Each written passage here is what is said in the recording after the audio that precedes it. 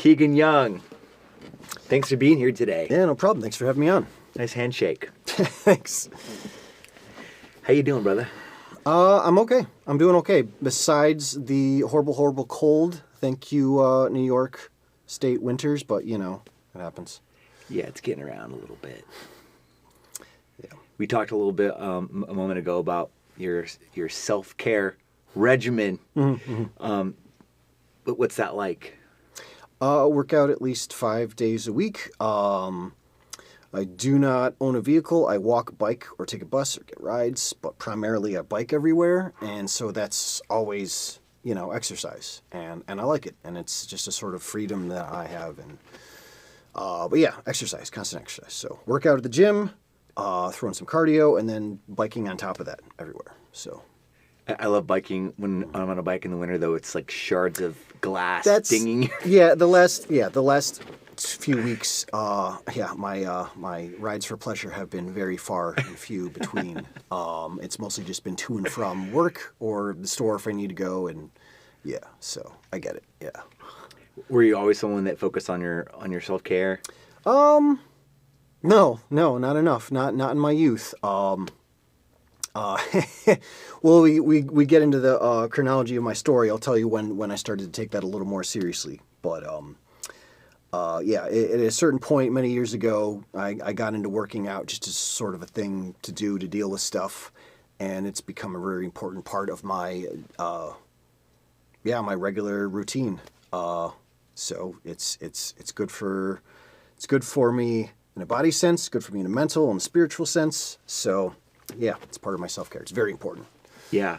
I notice how much in my own life, how much of my decisions where I allocate my time and my energy has to do ultimately with mental health. Mm-hmm. And that mental health and physical health, they're kind of one and the same. They're tied. They are very closely tied. We were also discussing earlier, thanks to the winter and lack of sunlight, like that's a big thing. That's why it's so important for me to keep on my workout. The other day I was just like, why do I feel like life has no purpose? And I'm like, oh, one, I haven't eaten in many, many hours, and two, I could use a workout. And after the workout, I'm like, oh yeah, okay. So, that can happen. It's hard, but like if it can still be hard, but if you know enough and make it a routine, and that's what I've done for 10 years, I've been working out, so it's pretty regular. Like I will get cranky if I haven't worked out in a few days, like just out of just like not getting those those endorphins.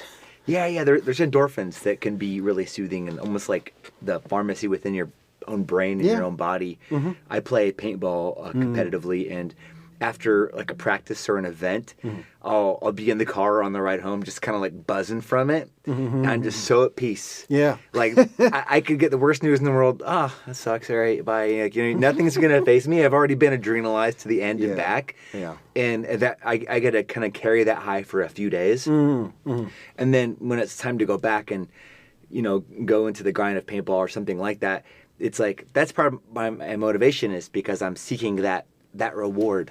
From after I'll get after. Yeah, well, with my mental health struggle, sometimes it can still be hard, even with just like regular like low key depression, and especially like now with the SADS, what is it, seasonal affective disorder with the light, not enough light, and I believe so. My mood I can sink very easily.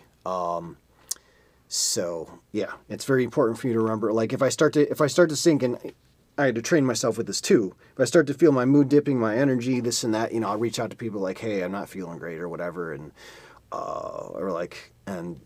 having good support network is really important too. So I have friends that I've let them know, they're like, hey, is it cool if I count on you? We talk all the time. We've known each other for years. I'm like, it's cool. I count you as my support network, and when I'm struggling with whatever, I can reach out, and absolutely, they're cool with that. Same, it goes back and forth. And so there's times when I do that, and one of my friends up in Syracuse, she knows me, and so she's like, have you worked out yet today? I'm like, no. She's like, have you eaten recently? I'm like, not really. Like, maybe try those things. Like, okay. We need to be reminded, man. We do. Yeah, I do the same thing with my friends too. Yeah. So, but yeah, it's like I know it, but then like still in the moment it can still be a struggle. But once I push through it and everything's good, and I get you on the buzz. For me, it's concerts, local shows. Yeah.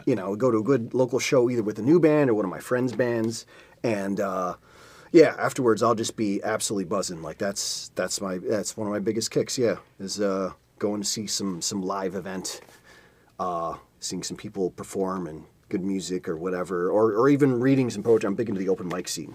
Yeah, as you know, that's where we met. That's where we met. Yeah.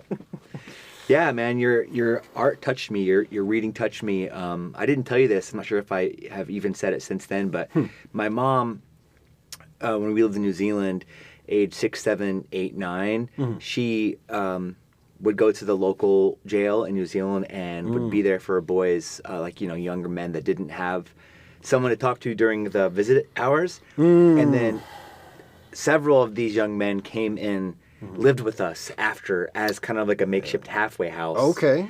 So something about your reading reminded me of that time and era, and like just how profound that was. And what my mom, I was like, oh my God, like looking back, my mom was just totally, what the hell? It's like a superhero. Yeah. So probably for that context, we should probably get into how that relates to me and my.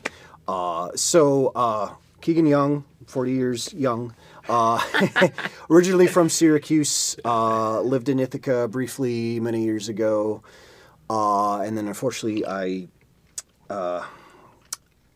committed a violent crime, which I am not proud of, and I got incarcerated, and I was incarcerated for 12 years.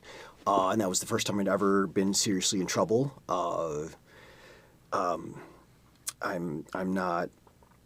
That's not normally who I am. I was struggling with mental illnesses, but I want to make it clear I don't blame it on that. I take full accountability for my actions. I screwed up. I've gone over this like a million times in my head. The whole year leading up to my crime, everything I could have done better. There are a lot of things. Just a whole lot of things, a lot of choices I made, and I could have reached out to more people better. I could have done better for my mental health, all sorts of stuff. But I screwed up. I went to prison, and dealing with it, that was a really, really dark time. So, and I'm a writer. I've been aspiring to be a writer since I was younger. Mostly fiction stories, short stories, a lot of series ideas. Science fiction, fantasy, horror, that's my thing. And a little bit of poetry here and there. And it shook me so much getting locked up, and it's a completely different world there. It is so different. I could do a whole podcast just about that. It's seriously... Let's touch on it for a little bit. Alien world. Let's touch on it. It's literally like you go in there, it's a different world. There's the technology, the setting, everything... Like, I sometimes wonder how much like they diabolically like designed it, or it just happened that way, that it's so oppressive and depressing. Right. Some of the movies do it justice. Now, some back in the day, not so much, but I've seen some newer stuff.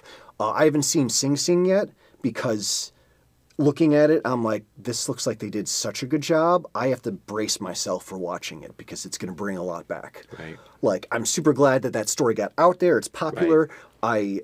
I think I vaguely know some of the people it was based on, or at least the situation. But like, I can't, like, going into that, like, I have to make sure I'm in a good mindset. I hear you, yeah. And because it's gonna bring up some triggers. They said that, but Saving Private Ryan came out. People went to go see it, and like vets like had flashbacks and panic attacks and threw up in the theaters. Those and stuff. Triggers trauma that comes back. So yeah, that's the same thing for me. If I gotta keep in touch with my my mood or my mental state is, and if I'm not doing great, like, okay, let's stick with comedies and something really positive today. You know, if I'm doing completely fine, yeah, bring on the horror. Let's see some dark stuff. But anyways, but yeah, it's another world, man. It is another world. It feels like somewhere in the past. Something between, like, I don't want to say third world because I haven't really been to one, but it's really different. Like the technology, the lack, and you're not people. That's the first thing they do is they take away your humanity. You are given a number, a DIN number, and a last name as you're processed. You know, they shave your heads, which is not entirely necessary. There's ways around it, and I wish I'd known that. But like, it's part of the process. Like, oh, we need pictures in case of whatever. You know, if you ever change your appearance. And like that might be sort of true, but it's largely psychological. A lot of the stuff is psychological. There's so much involved in just like trying to break you, weighing you down, controlling you, but also like if you have a problem with authority, to bring that out. Because the prison system is also a for-profit organization, and also it's a turnstile system, right? They psychologically profile you as they go through it. From what I've seen in my 12 years through the whole process, depending on your psych profile, like how remorseful you are about your crime, or if you have a resistance to authority and doing this and that, or, you know, and people come from all different backgrounds, you know, where it might just be an issue with authority, or like some people are doing other stuff to get money for their families. Like I found that was a huge case. Like really, people do not know the amount of people that get into, you know, career crimes because they're trying to help out their family, get them out of the ghettos and stuff like that. But anyways, but yeah, so they look at that and like your likelihood to commit a crime, and if your remorse is high and your proclivity to, you know, break the rules is low, then they give you longer bids. What do you mean? They punish you for that? They give you a longer bid because the goal part of the because recidivism is less likely. Exactly. So they want to get what they can. So they want to hold on to you as long as possible, make money off of you while you're in prison, because you have to do programs. Commissary. You have to get jobs. Yeah. You have to work for them, and most of the jobs help run the prisons to some degree. And you get paid sweatshop rates. Your starting inmate wage is 16 cents an hour. At one point, I was working in an industry job. I was working in a tailor shop. We were sewing the hems on pillowcases and sheets for other inmates. Again, working for them. Right next door to the sock shop. Those are all the socks that we were going to get. So we're working for the prison, preparing and other stuff. And yeah, started off 16 cents an hour, and with some raises after a few months, I was making a whopping 35 cents an hour. You doubled your income. Yeah, that was actually really good in there, but like out here, like it's unheard of. But that's, but if you have a lower remorse and a higher proclivity for breaking rules or whatever, or, you know, you don't care, like, oh, I don't care about what I did, they deserved it, blah, blah, blah. They note that, and then they'll give you a shorter bid, so they can turn you out onto the streets where the system is not set up to help people well. I'll get into that more later. But he'll be back. And you'll be more likely to re-offend in order to whatever, and then come back through the system and do it all over again, and they make money off it. And possibly your second and third offense will be longer stays, and you might even get the big one. Sometimes not. Sometimes it's just a bunch of little bids. There's some people admit, yeah. But anyway, so...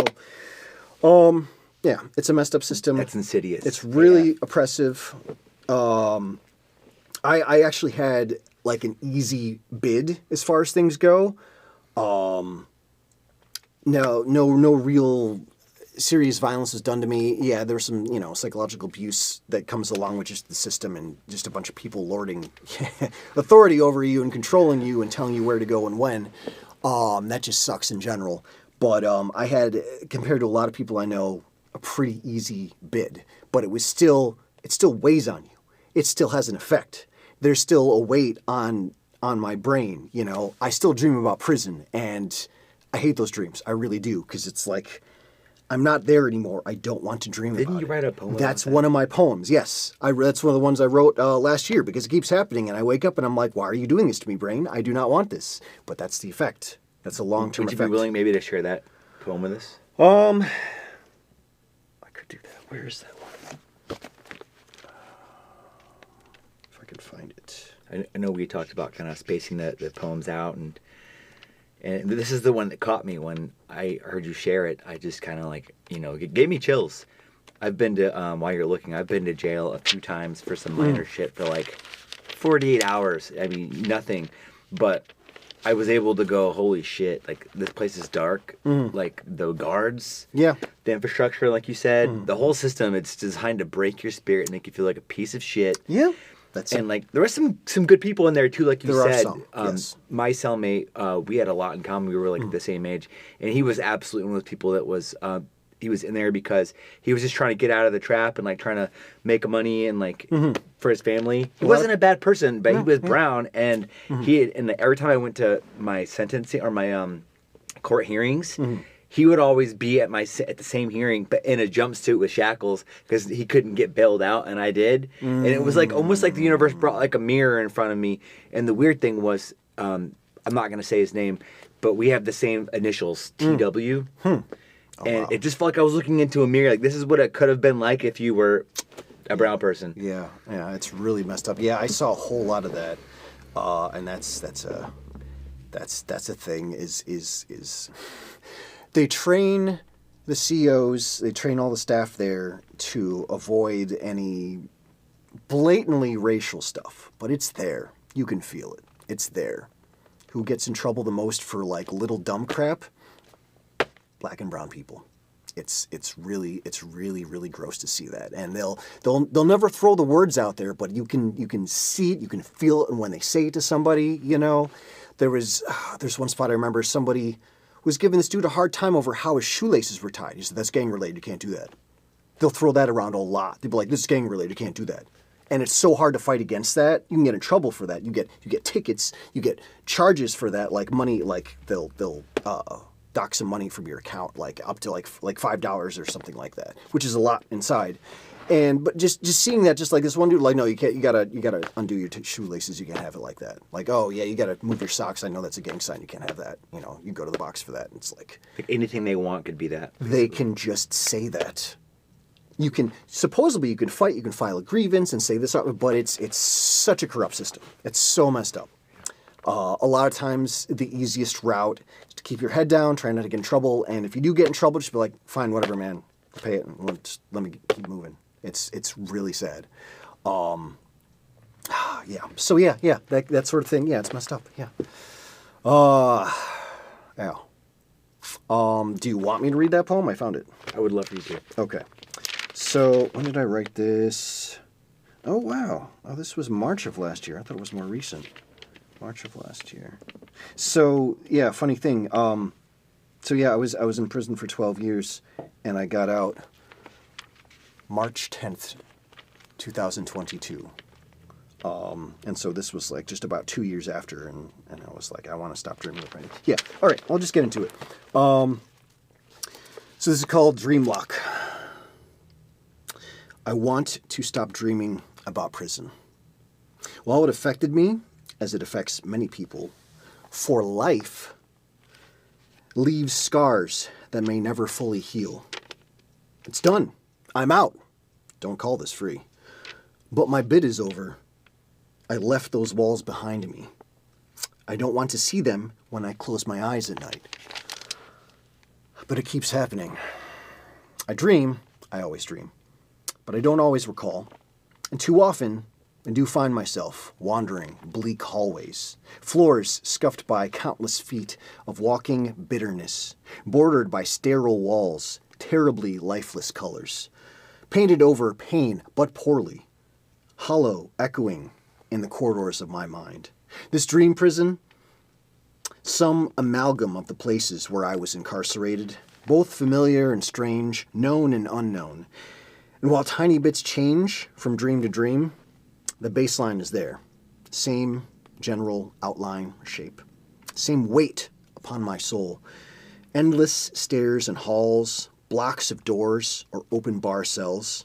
Medium security style was the worst, especially the bathrooms. The dreaded public bathroom style that I never liked on the outside and absolutely detested on the inside. Public style showers with thin stall walls or sometimes no dividers at all. The tiles grimy and scummy like my spirit. No hope of complete cleansing. Mess halls with metal tables and connected stools, scratched by endless numbers of inmates, eating meals served on lines. Cafeteria food served into square-sectioned trays, categorized, compartmentalized, like our minds have been over the years. Does this sound familiar? Those who were publicly schooled might recall similar descriptions. And it's by design. Schools, offices, hospitals, prisons, all institutions, similar blueprints, not so different purposes. To carve passages in our brains, prepare us for whatever version lies in our future. It's funny, I used to dream about high school somewhat often, well after graduating. Returning to those halls, finding my locker, but never the right stuff needed for whatever class. Just one more thing needing doing before I could finish and leave. A trend and a dread throughout my life. I was not happy to see those halls again when I was locked up. Were these similarities here just to mock me? No, of course not. Nothing so selfish or specific.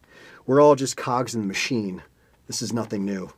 But now, I repeatedly sleep and dream and find myself in yet another prison. A shadow jail of the subliminal. And I'm often, again, nearing my release. An end to imprisonment. Almost there. Just a few more things to do. Property to get rid of, offices and officers to see, paperwork to fill out, maybe a short transfer to another spot before I can really leave for good. But then I wake up, or dream again, and I'm back there again, just about to get out. But I'm out. I've been released. Why do I keep dreaming this? My dreams are supposed to be sacrosanct. A space for creativity and exploration beyond the bounds of reality, society, physics. And here it is being wasted on distorted memories of my recent past. It's been 2 years, almost 3 now, since my release. I just want to know, when do I really get out? Phew! Yeah. Wow. So yeah, that's fun. Wow. But, so yeah, prison, I could go on and on about that, but what I did to survive was I got into, first I started working, but then I got into a college program through Bard College, the Bard Prison Initiative. There are many such college programs, and they differ from state to state, sometimes from facility to facility, but the Bard College has this program in several jails kind of around the area. They're trying to branch out more because there's facilities all over the state. But anyway, so I got into one. I earned my associate's degree in the liberal arts. Then I earned a bachelor's, majored in literature. I got into college debate. We actually had college debates in prison. I went up against, West Point Academy 3 different times. Yeah, the cadets came into our prison and we debated them. Same thing with other colleges too. In 2015, our college debate team beat the Harvard college debate team that came to debate us. Wow. They were not prepared for that. They didn't think we were gonna know how to debate. We showed them. Wow. You can see that on a documentary on PBS, College Behind Bars, episode 3. Features that debate. But yeah, 2015. Wow. I wasn't on stage for that, but my colleagues were, and we helped prepare them. That's incredible. So, what else? I worked on my writings a lot. It actually took me a few years to get back into writing because I was so, shook by the whole situation, by everything. My whole identity was just, I didn't even know. I took it so hard, I was like, I'm never getting out. I'm never going to live through this and that. Something awful's going to happen. Just doomsdaying it up in my head. But eventually I got back into writing, and then through college especially, I used that as a focus to improve myself, my writing. It helped keep me sane, wrote stories. When the pandemic hit and I was locked inside, and I was already locked up and then the pandemic happened. Wow. That was crazy. An extra layer. Yeah, it was it was so weird because it was so distant. We were all looking at the TV and we're like, is this real? There's such a disconnect between being in prison, we're in another world, and seeing, it might as well have been another planet. Yeah. And we're just like, is this real? Is everything really shutting down? What does that mean? Right. Because we're inside and we're like, you're already shut down. We're half disbelief. We're like, what do you mean shut down? Yeah. What does that mean? People are like, oh no, we can't leave. And we're like, yeah, and? People are complaining about it, we can't leave our house. And I'm like, do you still have your computer? TV? Yeah. Video games? Yeah. Food? You have a car? You can leave sometimes, right? You get fresh air? I'll take that. Let me switch places with you, I get it. It is stressful, but it was just weird because we're already living less than that. So, but anyways, but it was stressful because they did shut down our programs. There was less to do, and so it was more boring. I was already working out, and then there was TV and books, but I was like, I'm really gonna lose my stuff if I don't figure out something. So I started diving into a big writing project, and I wrote a book in under a year, and it was the easiest thing I have ever done. I mean, it was this particular story. Like, I've written a lot of fiction, and this one was like my first attempt at a full novel in a comedy fantasy, and it was just the easiest thing I've ever written. It was crazy, and I'm like, wow, I could do this like for a living if somehow I could do that, if I could manage that. But then and then I started writing. The last few years, especially, were kind of rough. Did you publish that, by the way, the book that you wrote? No, I still need to work on it. It's really long and needs a lot of editing. Yeah.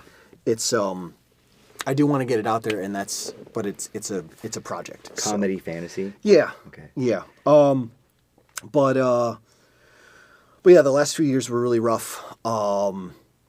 Because one, as you get closer to getting out, and this was my first bid, and I didn't know how things were going to be, where I was going to live, what was going on. It was actually more stressful. Like, I wanted to get the hell out of there, yes, but then I was also like, I don't know what it's going to look like. Right. My It's almost like different societal, cultural, Yeah. personal muscles could atrophy from your experience, and then you're like, how do I even go to the store and buy stuff or drive a car or anything? That is all very real. It's very, very real. Yeah. But yeah, I didn't know. So, and then I was also at some really bad spots. Some of the mediums are kind of worse than some of the max prisons because there is more movement, more freedom. The COs are sometimes a little more lax, and so In max or in medium? in a medium. Okay. And then also we have people who are in and out pretty quickly, have much shorter bids, so they're like right off the street, and they have that mentality that they can still just mess around, it doesn't matter. So you get a lot more like dangerous situations and really oppressive, and like I think that was the first time I got into a real like near altercation. Almost got in a fight with somebody over a seat near TV. That's all it was. That's all it takes. Another time I almost got in a fight over a phone. That's a big thing. You have landline phones there, and there's times you can get up, sign up for the phone, and this and that. And some people have spots and time slots, and this whole like I said, it's a whole other world. And yeah, the two near confrontations I had were over those two things, and it was just so dumb. And I was like, towards the end of my bid. And I had to like take a step back for myself. I'm like, I was riled up. I was like, I talked the situations down, but I was almost ready to go. And I'm like, this is not me. This is how bad, the situation is. You put all these people, you force them to be in the small space. It's a pressure cooker. It's a pressure cooker. Absolutely. Yeah. So. And I know those guards too. My little experience when I've heard they can be really, really bad. And granted, they're around some tough stuff. Right. So chicken or the egg, I guess. But it's just like both. Yeah. It's like they're kind of as fucked up or even more fucked up than other people that are in there serving time. There's a lot of the cruelty. Yeah. There's a lot of people in there that like to aggravate and they want to start. I've seen people that they were trying to get people going so they could have an excuse for violence. The COs. They were trying to do this because they know they just have to hit a button. All their buddies are going to come running, and they're going to stomp this dude out. And some people just they want it. It's really disgusting to actually see that, and like here these people are supposed to be watching over and guarding my safety, and like they want anything but. Well, the whole idea with jail, like the penitentiary, was around like penance, right? It was about like kind of coming to a place where you feel remorseful. You sit with your thoughts and your actions long enough, and then you want to change your ways. And you come back to society reform. It's reform. That's the idea. That was the idea. The reality is different. And on paper, in Albany, for the DOCS, Department of Correctional Services in New York State, on paper, it is for rehabilitation. But the reality is, it is punitive. Totally. Right. Just even in like how they use the rehabilitation, like there's all these therapeutic programs that you're required to take based on your crime. Like I had to take one related to violence. What do they call it? I could just call it violence rehab, but it had a different name. I can't remember now. Anyways, they have drug programs, but like none of it really helps. It all looks good on paper. It sounds good. It sounds therapeutic or whatever, but like how it's actually, like they don't care. It's just used as a punishment. Like you have to do this, you have to do these assignments, you have to go to this place at this time, or like stay in this dorm for this reason or whatever, and then so they can stamp it and put this down or whatever, and you've done this thing, and that's it. A non-consensual but it doesn't. They don't actually therapy, like something that you don't want to participate but they in. don't actually focus on like teaching you any skills or finding out why this or any like. There's no real therapy in it. Right. It's just, and some of it's so outdated. Like some of the stuff I swear has to be like wording from the 60s or 70s. There's at one point where they're talking about, you know, some of the roots of some of people's, you know, I can't remember the wording they used exactly, but, you know, basically acting out crimes, stuff like that, like could be related to mental health issues. And they listed homosexuality as one of them. And I'm like, what? And they're like, oh, don't mind that. But they didn't like change it. Yeah. They're still using the same textbook and paper. And I'm like, what is this? But they're just making out copies. Like, oh, just ignore that. That's just old. And like, then why don't you get something new? Yeah, you guys are raking in millions on these. Can you just like make some new programming that could actually, Yeah. It's all just looks good. It's all ostentation. It's not real. I mean, and also like if it's so dark in there and like it could kind of galvanize your hatred of society and the law and whatever. Which is another. That's again why I wonder, like, how diabolical did they set this up, or does it just happen that way? Like, I'm not sure because I don't know. But the real rehabilitation, the real therapy for me was the college in there, right? It was reading. I was working out too. That was a great way, and I realized that like I needed like exercise as one method. Or part of the way to help me process like emotions and stuff that I'm going through in here. So I get really stressed out sometimes. I get anxious out here, and I'm like, oh man, I'm not feeling great, and like, let me go do an intense cardio workout, and afterwards I'll be good. You know. So you discovered that in there. Yeah, through 10 years of working out and figuring out how I could work out, what my limits in my body were, and then getting into cardio and all that stuff. Yeah, that was a part of it, and the other part of it is writing. Writing is therapy for me too. Oh crap! Where was I going with this? Oh no, I lost my train of thought. It sounds like it was something that helped you get through stuff. Yeah, so college was the other thing. Yeah, college. Right. That was and this was an outside organization, a college that came in, and their whole purpose is really just like a social endeavor. They want to come in and give people free education. We didn't pay for anything. The state was not charged. It was all, this program is paid by wealthy philanthropists, people who are like, this sounds like a good cause, let me give you money. Freaking superhero. And so they come in, real college professors, they give us real classes, you know, and whatever textbooks to print out if they have to, if we don't have access to computers, they work around it. And they give us, you know, real educations, real grades, all that, you know, and we get actual diplomas. If I thought about it, I could have brought those. But anyways, and that was the most helpful thing, was giving us something like a goal, something to work on, improve ourselves. All of a sudden you have guys that are, you know, used to spitting rhymes down at the basketball court or on the corner, you know, late at night. And here they are, and they're debating, you know, philosophers and Rousseau and Kierkegaard and stuff like that. And it's so cool. And I'm getting into with, you know, literature, and we're talking about this and that. And actually Shakespeare's really saying, you know, all this stuff. But that was so cool. So we just dove in, and it was something that we could focus on, and that working on ourselves and learning these things, that was the best rehabilitation there was. And so that, I won't forget that. And then, so I was there, and a lot of guys I knew would get out and would hear word from this or that or whatever. The college was great about connecting them with other resources. And a bunch of these dudes got out and they hit the ground running. They are helping people out in their communities. They're advocating for reform. I know a bunch of dudes who are from the city that were pushing hard for shutting down Rikers Island for all the gross negligence and the bullcrap that's going on there, the corruption. Is that a facility? Rikers Island is a big facility in New York City. It's both a jail, but then also processing and bringing people into the penal, the prison system. So, but everyone like who talked about it had been through there. Everyone had a story on like how messed up it was as far as the corruption goes. Wow. Did you hear about the incident at the Marcy facility, where an inmate was strapped down for medical reasons, and then guards beat him to death? That was recently. That was recent. talking about stuff like that happened all the time in Rikers, and then this happens here, and we're like, see, this is the sort of thing. So I've got friends all over the place who they've been advocating for this, for reforming stuff. They've been helping out with micro colleges, getting people in the community like focused on education. You know, so that's been a big thing. Education was a big help for me. It helped me focus, helped me keep sane, get out here.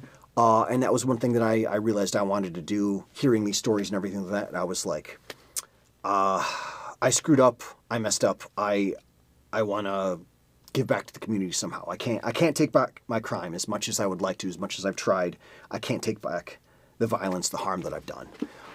So all I can do is make sure, do no harm going forward, and then help people out in the community whatever way I can. And I didn't know what that would look like. I just knew I wanted to do that. It sounds like you kind of found the perfect fit based on what we talked about earlier. Yeah. But it was rough at first because there was another part to it, which is parole, which is connected to the prison system, right? Parole is your post-release supervision. And I had 5 years after my bid that I had to do.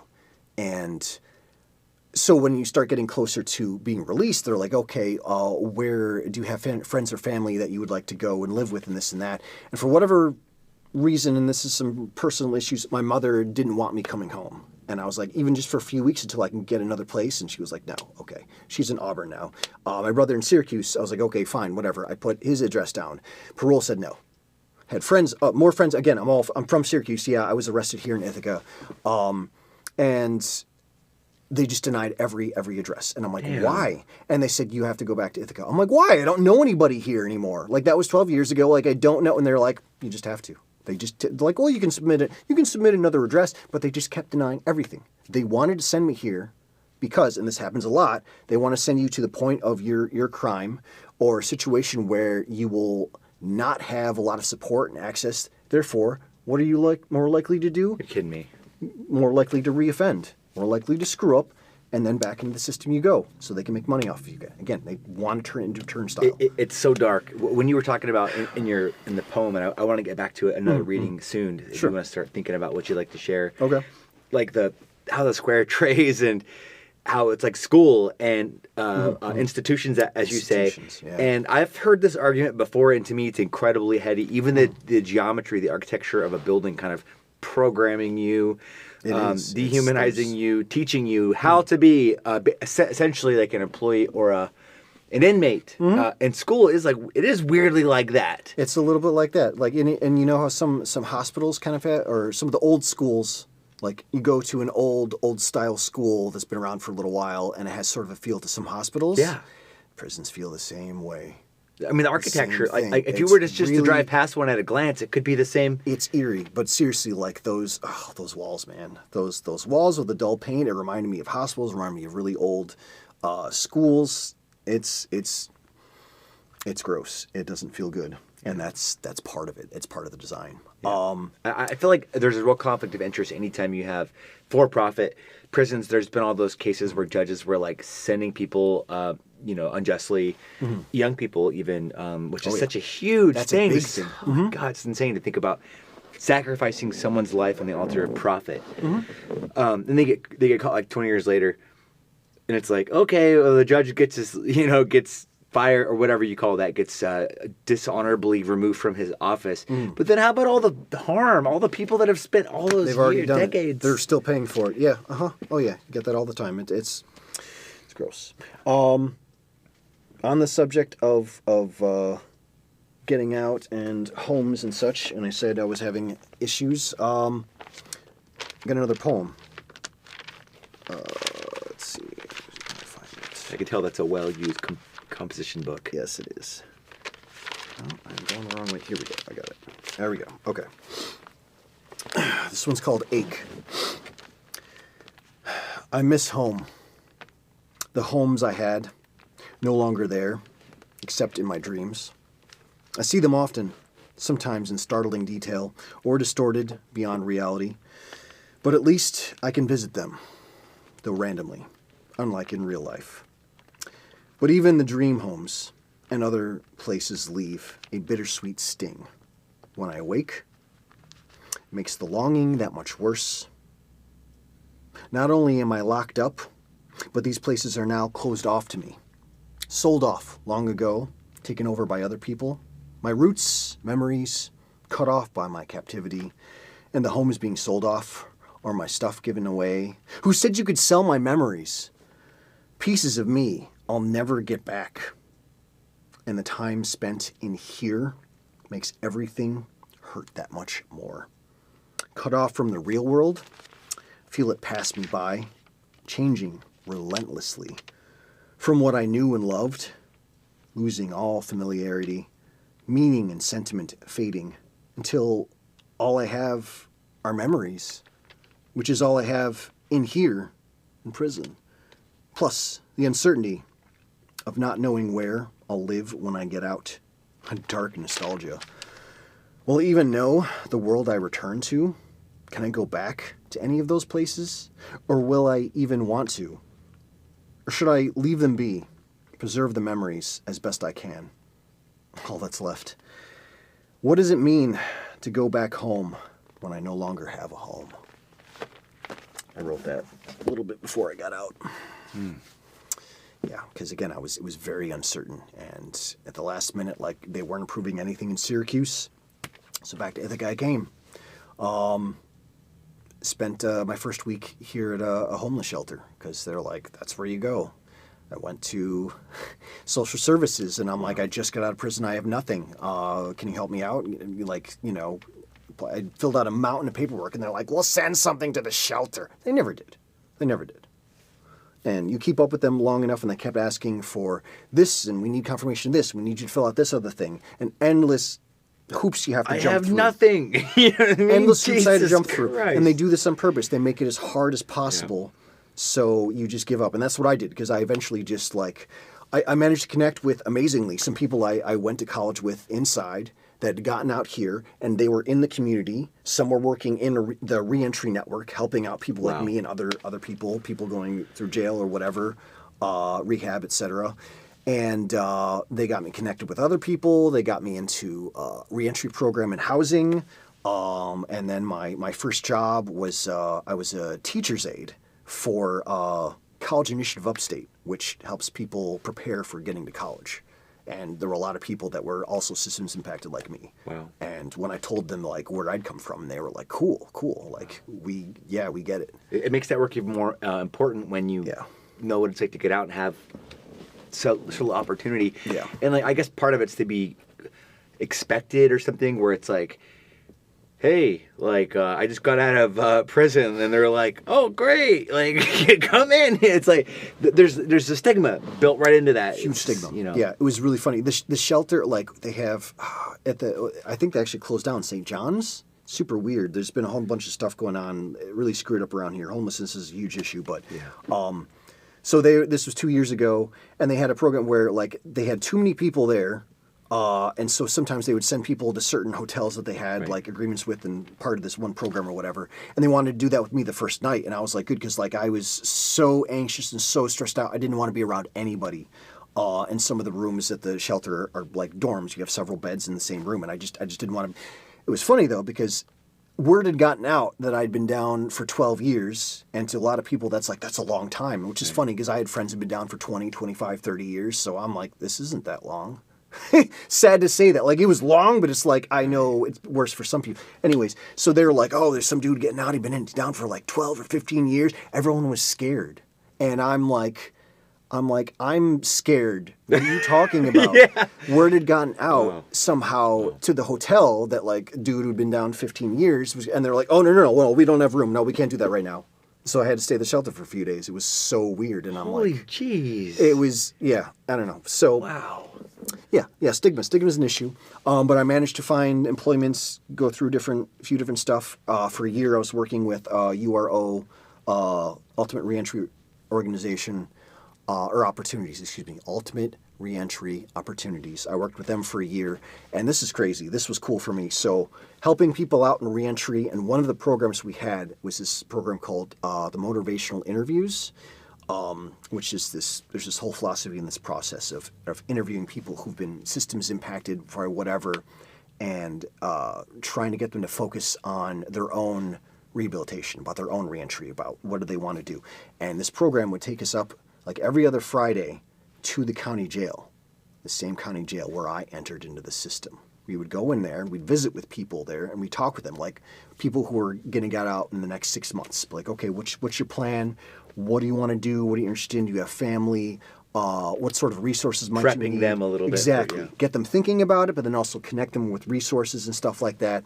And it was daunting for me because I was stepping back inside a place of incarceration, the place where I first lost my freedom, you know? Yeah. So it was a little heady, but it was also like, it was a win for me because I was coming in, I was on the other side, and I was talking to people and trying to give them hope, trying to help them find themselves. That must have been surreal. It was, but it was also really cool. But the funding for that ran out, and then I got another job, and so now I'm a community educator with another nonprofit. I teach a course on environmental literacy and jobs readiness. So we give people information about, you know, the environment, the effects of pollution, this and that, but then with a big focus on training for jobs in the green energy sector, right? To improve that locally and, you know, eventually maybe globally. And these aren't just like jobs. These aren't just service jobs. These are jobs that have like potential career path. Right. That like make good money and improve stuff in the community. So and we like to help out people who have been, for whatever reason, come from, losing the words, who come from backgrounds where they just haven't had it easy, right? Oh, yeah. Financially, under-accessed or whatever. Lack of easy access to education. You know, all they can get are service jobs, and people just want to do something else, and they can't get out of this. So we give them the education. And I took this course too. Like the first year I was out, I took it over the summer, and then. A year later, they hired me on, and now I am teaching that class. I am helping to train other people, and we're reaching out to other organizations because I knew people in the reentry organization and these other groups. I connect more people, and we try to help prepare people for jobs in the green energy sector and give them training or connect them with jobs. And so that's what we're trying to do, and that's, you know, looking at stuff like. We talked about this before, but like prison is a very big oppressive thing. But I had years of experiencing that where you just kind of have to brush it off, just like, yeah, it sucks, but I'm just going to. It must have kind of built something within you that is very unique. I don't know. I had some sort of patience for getting through trials on my own, and that just created a new facet of it. So while prison sucked, it helped me like deal with like big things, like when the pandemic happened, and I'm just like, well, that sucks, but you know, got to keep going. You know, it's unfortunate, but like, you know, it affected my survival skills. So now I'm like, the more you learn about the environment and how screwed up things are, and pollution, all these long-term effects, and you know, cancer stuff leaching into water, it can be like really, really depressing and doomsday-like, right? But I'm just like, okay, well, I'm prepared now, I have knowledge, and I'm just going to focus on what I can do. You know, I can't flip a switch and you know, fix the hole in the ozone layer, you know, clean up the oceans. I can't do that. But I can help teach this course. I can reach people. I can connect them to green energy and sustainable jobs. And they're going to go out there, and maybe they're going to bring more people, or they're going to start their own business, social entrepreneurship, and they'll be doing this green energy stuff. They'll be starting community gardens in cities and getting more people, and you know, it'll ripple outwards. So that's where I'm like, that's what I want to do. And it sounds like that's what I am doing. Alchemy. Like if you're going to get through and like find the resilience within yourself to transform that energy, that oppressive energy, or whatever. Because God knows, like, the things that you can encounter in there, there's so many flavors of how it could go. But to find a way through that would just turn you into, like, really something really special. And there's a lot of human resource there, a lot of opportunity that by not giving them a chance to reintegrate and reenter, that we're throwing all that away too. Exactly it. That's exactly it. That's what I noticed, because so many of these people that had been thrown away by society, right? But the college came in and they said, we don't care. I mean, there was a test. I mean, not really a test, but just to kind of see where people were and like what their interest in education. Were they just doing it, or was there actual, like, did they really want to learn? Right. But they wanted to give it, like, they wanted everyone to be able to have access to it that they could. So they brought the college program in there, and that's what they did. They were like, we think this is a better way of actually rehabilitating people, and we believe people they deserve a second chance. And that was like so important to me. I will never forget the day they interviewed us at this spot. It was Kikseki Correctional Facility, one of the worst spots in New York State, supposedly. I haven't been to them all, but it was not good. It was very, very oppressive. And this college program comes in, and these two professors are interviewing me, and it was really this whole weird situation. And I'll never forget, and they're asking me back and forth, the one person's being really nice. I don't want to say good cop, bad cop, but it was just like one person was being really nice and the other person was asking very pointed questions. Like, it kind of felt like I was like, wait, what, huh? What about education, this and that? And at the end of it, I didn't know what was going on, and then they were just like, welcome, student. And I will never fucking forget that. Wow. Because that was when things started to change. Wow. So, wow. Yeah, so I understand how helpful education can be. And again, seeing all these people from different walks of life that had screwed up once, twice, whatever, but then given this chance, and all of a sudden given these skills that out in society it's harder to get into unless you have the money or scholarship where you get, rack up tons of student loans. And here they're just given this as a means to rehabilitate them.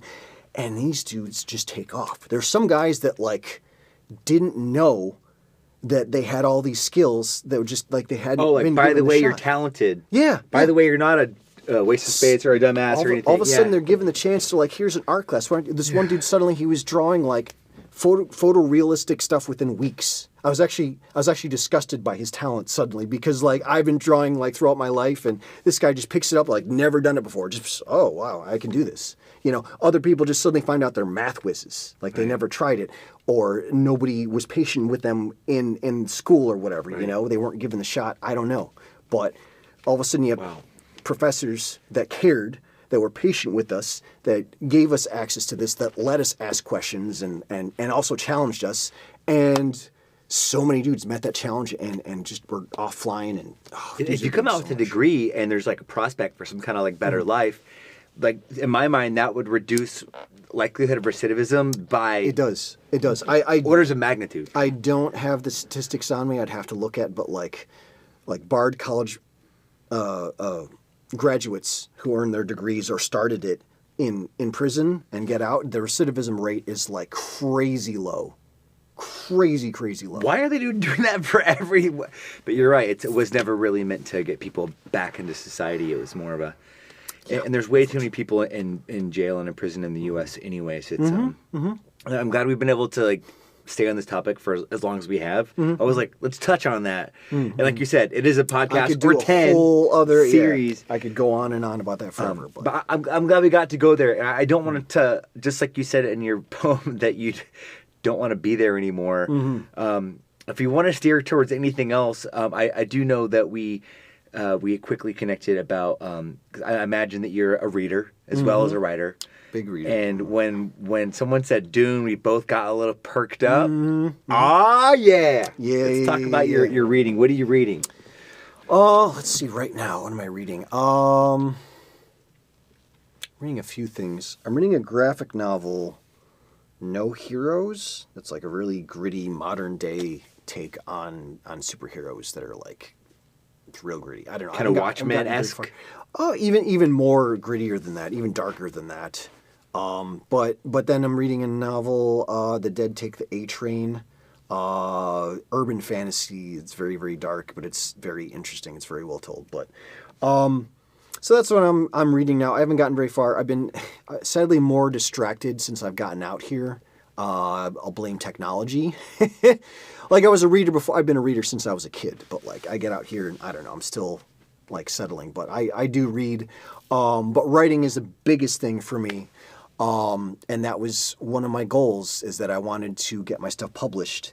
And the crazy thing is I got into a writing group, a local writing group, when I got out here.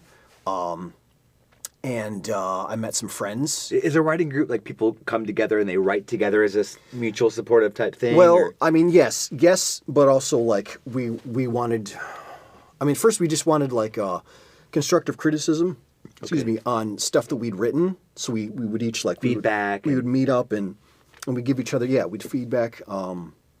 Even like editing if some people weren't great at that, and then eventually we were like, do we have a goal? Do we want to do anything? And we were like, yeah, I mean, I'd like to get published. And so then we started talking about it and like, well, what is that going to look like? Like, well, let's do short stories and do like an anthology.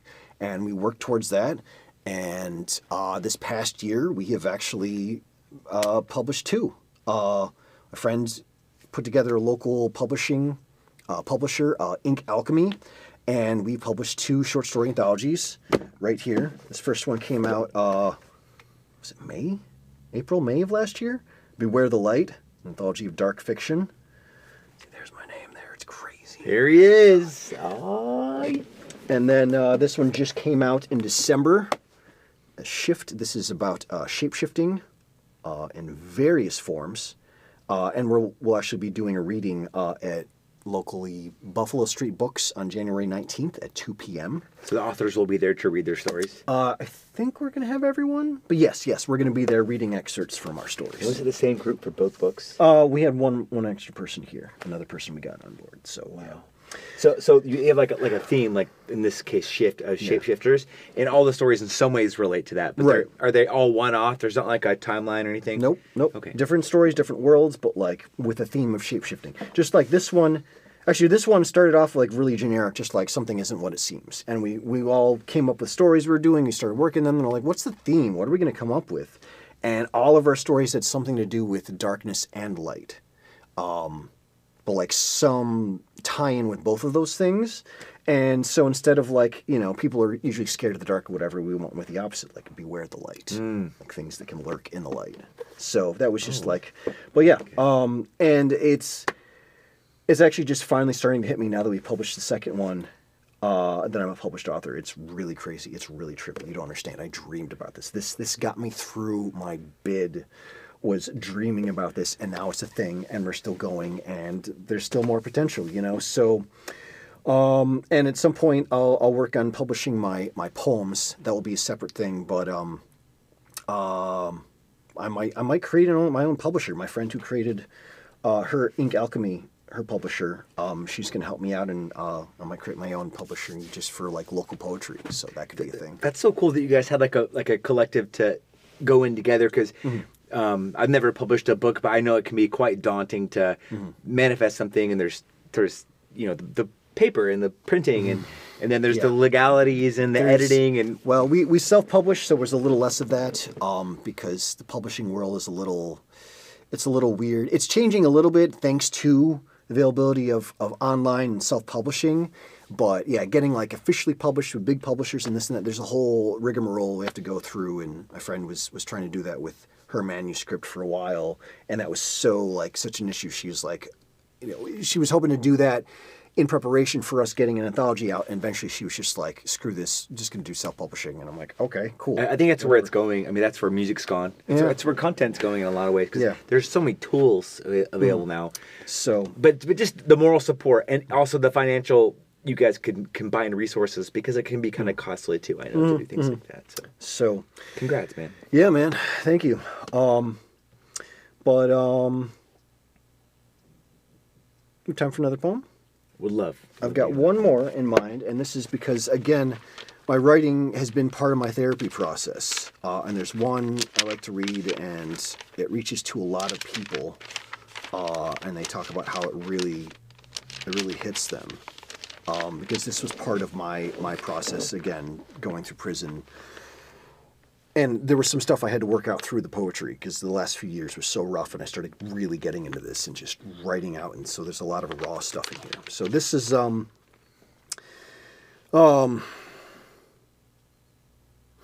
when I was arrested, I tried to commit suicide because I was so, not happy with what I had done and with the hurt that I'd caused. So that's been part of my mental health struggle, and prison does not help that much. So I wrote this. It starts off dark, but it gets better. It's called Way Out. For so long, I held this on the back burner. The backup plan. The exigency. Escape hatch. Secret door. Self-ending. Take a long walk off a short bridge. If life doesn't work out, if I can't make it, then there's always this. Drop out from the world. Or as Peter Pan said, death would be an awfully big adventure. Because I often saw no way out from this horrid life, a tepid existence. Rather than wade in failure, I take the last option, an early exit. But as I write these words, after years and years of such self-therapy, exploration through writing, I think more and more like an actual writer who creates problems for protagonists, obstacles, crises, then writes a way out. So if I'm the main character of my own story, then maybe it's time for me to use the same method and find a new way, a better way out from this pain. So, what a great note to end it on, Keegan. And it's really been inspiring to get to know you a little bit here. We might have to do another podcast and just talk about Dune the entire time. Oh, I'm down. Yeah, because I mean, I'm imagining that there's probably a lot more that we could talk about that would go in a very different direction. But this is probably a good foundational place to start. Yeah. And for our viewers, episode 6 of the Cozmic Theo podcast. Thanks for tuning in. And if you want to find Keegan's work, where can they find these books and where can they find you online? So inkalchemybooks.com, right? Is that our website? Oh, I should know this. We don't have it on here. I'm pretty sure it's inkalchemybooks.com, and I don't really have a official social media. I just kind of have one. So Keegan Young on Instagram. And locally, Buffalo Street Books is carrying our books. Odyssey Books has our books. There's a bookstore in Corning, I don't remember the name, that now has some of our books. So, yeah, we're starting to get around.